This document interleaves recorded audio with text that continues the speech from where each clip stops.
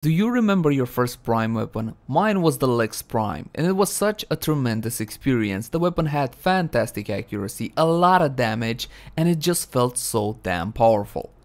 Hey guys, hello and welcome back. As always, my name is Leyzar, and today we're talking about these beauties, the Aklex Prime.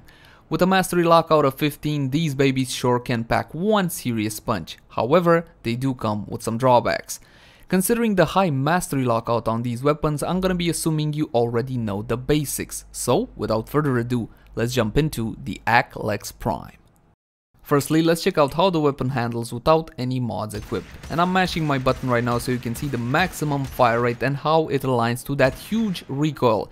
The Aklex Prime has one of the biggest recoils in the game, so if you want to hit a target in the exact same place, you can't exactly make use of the full fire rate unless you try to re-aim and control that recoil at least a little bit. And as you saw there, the reload time, considering we only got 16 shots in a clip, is a bit long at 3 seconds. Let's jump into the stats and take a closer look. First of all, we got an accuracy of 9.8, which is a bit disappointing considering the Lex Prime, the normal version, has 16, so that super high accuracy pistol unfortunately is gone now. Crit chance, 25%, identical to the Lex Prime, as is the critical multiplier of 2.08. For crit stats, definitely decent. Fire rate 2.67, which is good, but again we gotta do something about that recoil. Magazine size double from the Lex Prime of 16. Noise alarming. Reload is 3.0, which again is an increase from the standard Lex Prime. Riven disposition 3 out of 5, which means the Rivens are gonna be smack in the middle. Not overly good, but not bad at all. Status chance 25%, which once again is identical to the Lex Prime.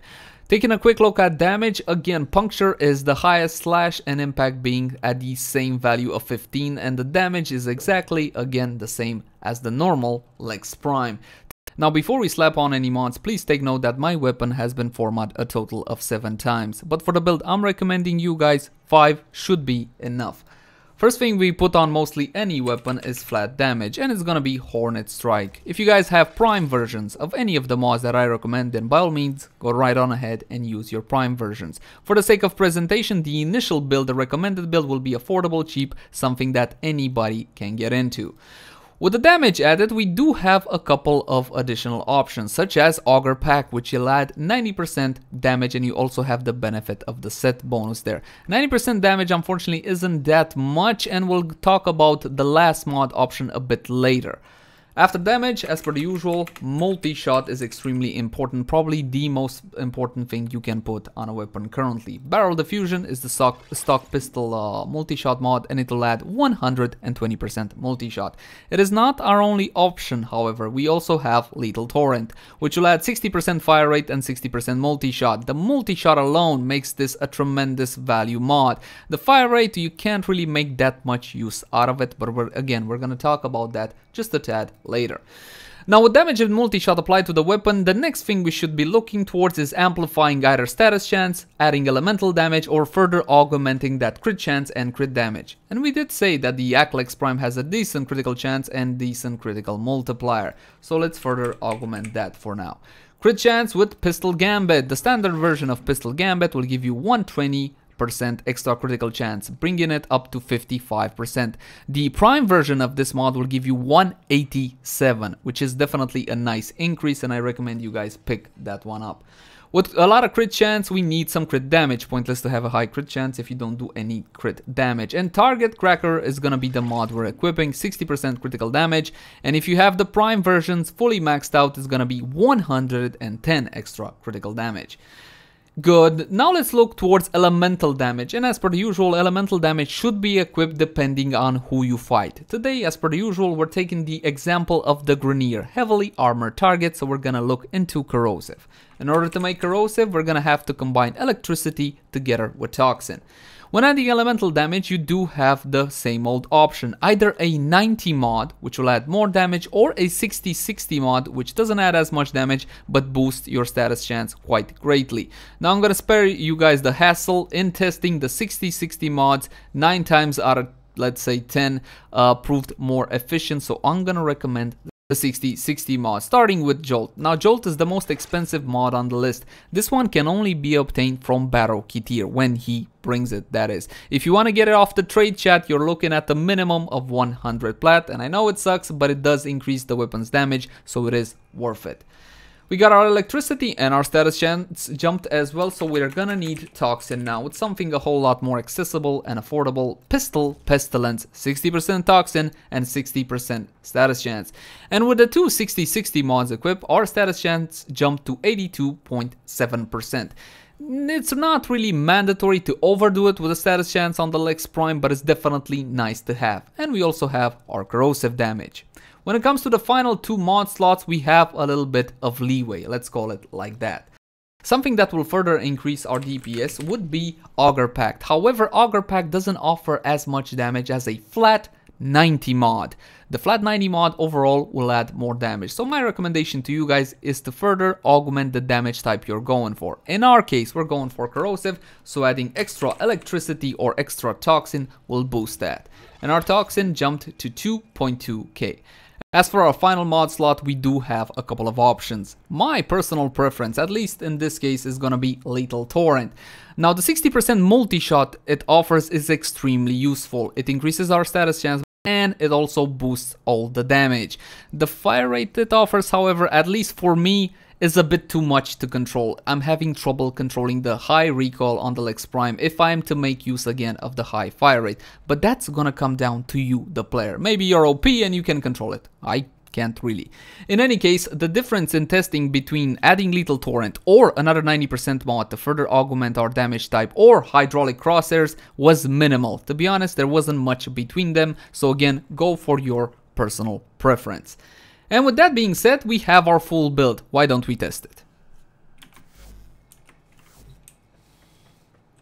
We're gonna be spawning in 8 Corrupted Heavy Gunner, level 115, and the AI is paused. I think I'm gonna do a separate video on my testing methodology simply because I still see some questions with, aren't they taking more damage? No guys, rest assured they are not taking extra damage. There are no bonuses or modifiers that apply. 1, 2, 3, 4, 5, 6, 7, 8, 9, 10. Okay, we got him down in 10 shots. And now that huge recoil of 3 seconds. 1, 2, 3, 4, 5, 6, 7, 8, 9, 10, 11, 12. Damn it, a lot. Now let's try for a bit more rapid fire, shall we? If you guys can control this recoil a bit better than I can, then by all means, go to town on it. Let's keep in mind, however, that these targets are stationary. That recoil is probably my biggest gripe with this weapon. I'm not sure is entirely justified. As you can see, the damage it deals is definitely high, no joke. But still, do we need a high recoil together with a high reload time and a small clip? I don't know what to say about that.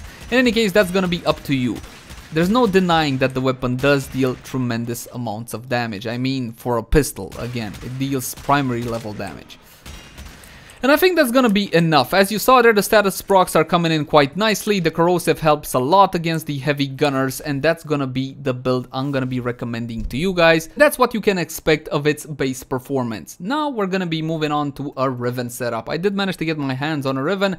Mine has multi-shot, toxin, and reload speed. And I know you might think that the reload speed is bad. However, when you're facing higher level enemies, I'm talking 100 plus, that reload speed comes in very, very useful. Again, I have a magazine size of only 16 and a reload of 3.0. That's a lot of downtime. So I do love the fact that the Riven does have a bit of reload speed. If you guys are looking forward to getting a Riven for yourself, currently prices for the Aklex Riven is not that bad. You're looking at something 100 plat on roll, at least currently, that is.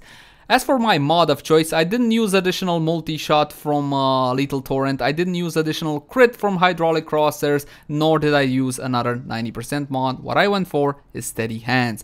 Steady Hands will decrease the weapon recoil by 60%, and while this doesn't add flat damage to the weapon and boost its damage, it does offer real gameplay scenario damage because you can control the weapon a whole lot better.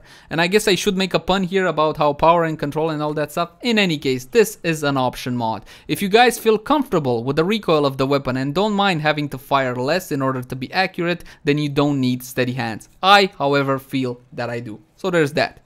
One last thing though, we're also gonna get a bit of an arcane. Now because the weapon doesn't fire so wildly anymore, the recoil is down, we can use a bit of an arcane for it to further augment that fire rate.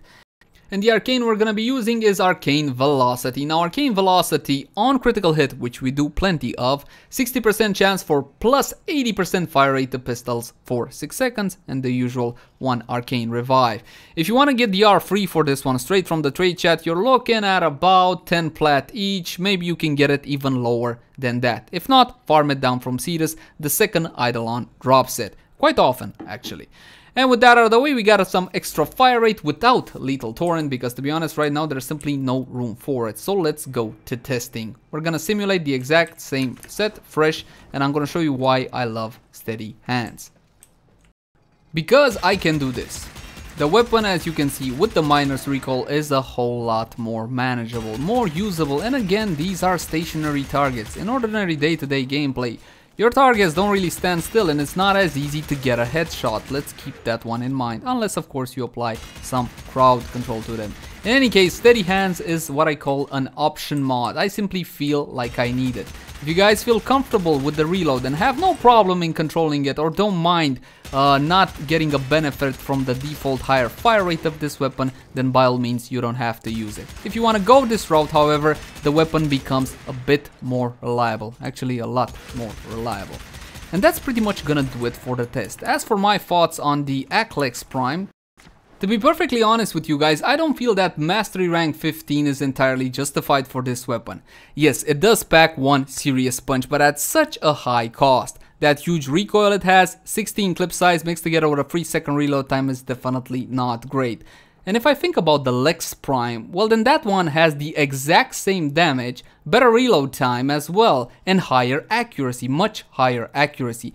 What the Aklex brings is double the clip size and additional fire rate, which is usable. Well, that one is gonna come down to the player, to you guys to decide if it's useful or not. As for me, that's gonna do it for this build guide. Thank you guys so much for watching. Like, favorite, share, and subscribe if you enjoyed the content. If you have any feedback for me or would like to request a specific weapon build, then by all means leave it in the comment section down below. I give you my word, I will read each and every comment. But until next time guys, bye bye!